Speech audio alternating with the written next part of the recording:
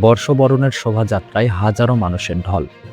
নববর্ষের ঐকতান, ফ্যাসিবাদের অবসান, এই প্রতিপাদ্য নিয়ে শুরু হচ্ছে পহেলা বৈশাখ। বর্ণিল আয়োজনে সেজেছে বাঙালির প্রাণের উৎসব।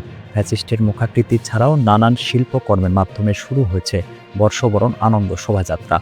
এতে অংশ নিয়েছেন সমাজের নানা স্তরের মানুষ। হাজারো মানুষের উল্লাসে মুখরিত হচ্ছে ঢাকা।